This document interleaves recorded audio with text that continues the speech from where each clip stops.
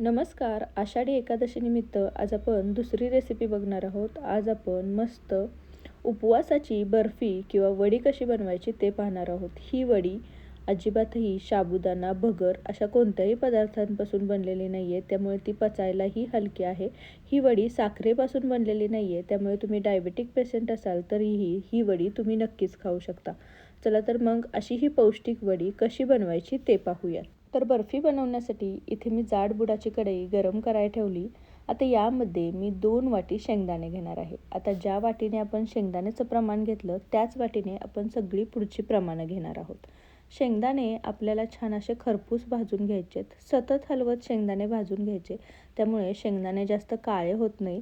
जर शेंगदाणे काळे झाले तर आपल्या बर्फीची चव बिघडू शकते. त्यामुळे मी इथे सतत हलवत लो फ्लेमवरती शेंगदाणे भाजून घेतलेले आहेत. साधारण 3 ते 4 मिनिटांमध्ये शेंगदाण्याला डाग उठायला लागतात आणि तुम्ही अशी साल काढून बघितली तर शेंगदाण्याची साल निघते.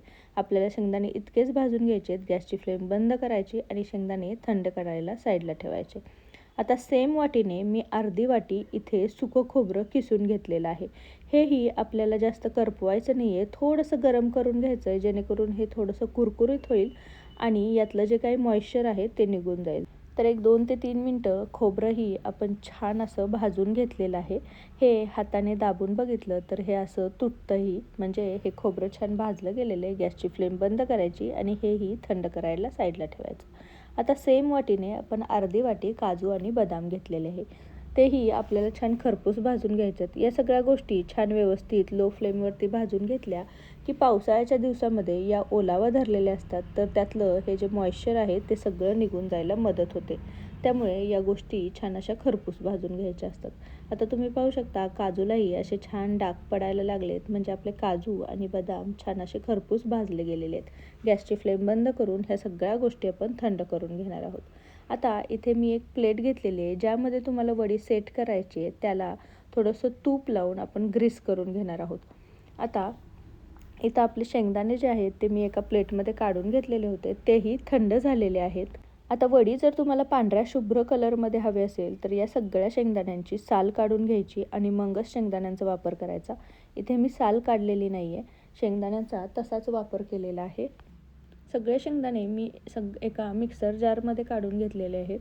आपल्याला हे पल्स मोडवरती बारीक करून घ्यायचं आहे. तर झाकण लावून आपण हे पल्स मोडवरती 2 ते 3 वेळा फिरवून घेणार आहोत जेणेकरून सगळे शेंगदाणे एकसारखे बारीक होतील. तर आता हे मी दरदरीतच बारीक करून घेतलेले आहेत. पूर्ण बारीक करून घेतलेले नाही आहेत. आता यामध्ये हे जे काजू, बदाम आणि जे सुकं खोबरं होतं ते घालून घेणार आहोत आणि पुन्हा पल्स मोडवरती आपण हे छान बारीक करून घेणार आहोत. पल्स मोडवरती बारीक केलं की हे सगळं एकसारखं बारीक होतं, नाहीतर मग यातून तेल सुटायला सुरुवात होते. तर आता पल्स मोडवरती आपण हे छान एकसारखं बारीक करून घेतलेलं आहे. याचा छान असा कूट तयार झालेला आहे. थोडंसं मी टेक्स्चर रवाळ ठेवलेलं आहे. तुम्हाला हवं असेल तर तुम्ही पूर्ण बारीक करून घेतलं तरीही चालेल. आता सगळ्या गोष्टी व्यवस्थित बारीक झाल्यात तर आपण वडीची तयारी करूयात. मी गॅसवरती पुन्हा कढई गरम करायला ठेवली. त्यामध्ये 1 चमचा तूप घातलेलं आहे आणि ज्या वाटीने आपण सगळं साहित्य मोजलं त्या वाटीने 1.25 वाटी इथे मी गूळ घेतलेला आहे. आता तुम्हाला थोडंसं गोड जास्त आवडत असेल तर 2 वाटी गुळाचा वापर केला तरीही चालेल. गूळ तुम्ही खिसून किंवा चिरून किंवा थोडासा ठेचून घेतला तरीही चालेल. गूळ फक्त आपल्याला मेल्ट करून घ्यायचा आहे. याचा कोणत्याही प्रकारचा पाक नाही बनवायचा. तर गूळ आपण थोडासा मेल्ट करून घेणार आहोत. गूळ करपू नये म्हणून मी यामध्ये अगदी थोडंसं पाणी घालणार आहे जेणेकरून गूळ एकसारखा मेल्ट होतो आणि हा करपत नाही. तर यामध्ये मी 1 चमचा पाणी घातलेलं आहे आणि आता पाणी घालून आपल्याला हा गूळ जो आहे तो सतत हलवत आपल्याला छान हा मेल्ट करून घ्यायचा आहे. यामध्ये कुठल्याही प्रकारच्या गाठी नाही पाहिजेत, गुळाचे खडे नाही राहिले पाहिजेत. तर तुम्ही पाहू शकता गूळ आता पटकन बारीक झालेला आहे, मेल्ट झालेला आहे. तर आता यामध्ये आपण हे जे तयार केलेला कूट होता तो सगळा टाकून घेणार आहोत आणि आता या स्टेजला आपण पटापट हे हलवून घेणार आहोत. सगळं मिश्रण आपल्याला फक्त एकजीव करून घ्यायचं आहे. याचा एकजीव झालं की आपण पटकन याची वडी बनवून घेणार आहोत. तर हे मिश्रण आपल्याला पटकन एकजीव करून घ्यायचं आहे. गूळ जर जास्त गडक झाला किंवा गूळ जास्त तापला गेला तर हा कडक होईल आणि आपली बर्फी जी आहे ती मऊ राहणार नाही, ती कडकसर होईल. तर तुम्ही पाहू शकता हे सगळा गूळ आता एकजीव झालेला आहे आणि हे मिश्रण छान गोळा तयार होईल इतकं झालेलं आहे. गॅसची फ्लेम तुम्ही बंद करू शकता ह्या स्टेजला आणि हे व्यवस्थित असं मिक्स करून घेतलेलं आहे. आता आपण ऑलरेडी प्लेट ग्रीस करून घेतलेली आहे. तर आता त्या प्लेटमध्ये आपण हे मिश्रण जे आहे ते पटकन काढून घेणार आहोत. ही प्रोसेस खूप फास्ट असते, त्यामुळे आपण प्लेटला ऑलरेडी तूप लावून ठेवलेलं होतं. तर पटापट हे सगळं मिश्रण आपण यामध्ये काढून घेणार आहोत. एखाद्या वाटीला किंवा पेल्याला थोडंसं तूप लावून घेणार आहोत आणि हे मिश्रण पटापट आपण असं थापून घेणार आहोत, जेणेकरून हे गरम असतानाच व्यवस्थित सेट होतं.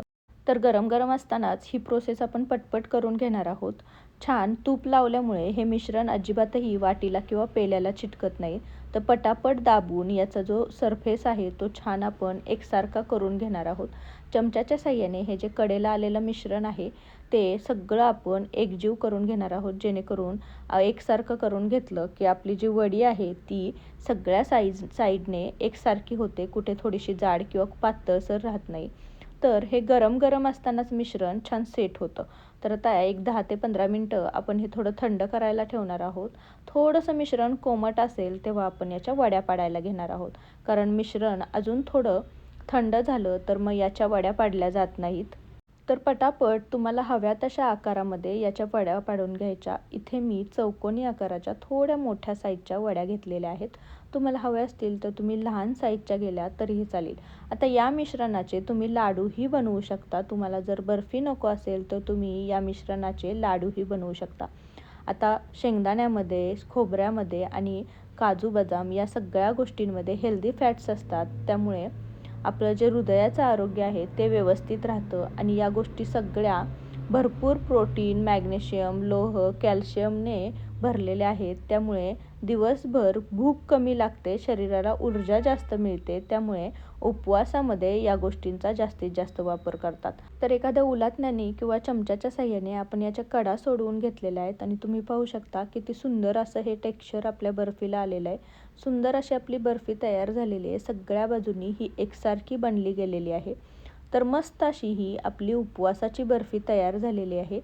तर अशी ही झटपट बर्फी तुम्हीही या उपवासाला बनवून पहा. कशी झालेली मला कमेंटमध्ये सांगायला विसरू नका.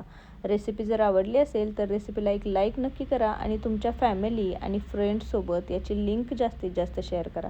तुम्ही जर माझ्या चॅनलवर नवीन असाल तर चॅनलला नक्की सबस्क्राईब करा आणि जवळचे बेल आयकॉनही दाबा. त्याने माझ्या चॅनलवरच्या नवीन नवीन रेसिपींचे नोटिफिकेशन तुम्हाला मिळत राहतील.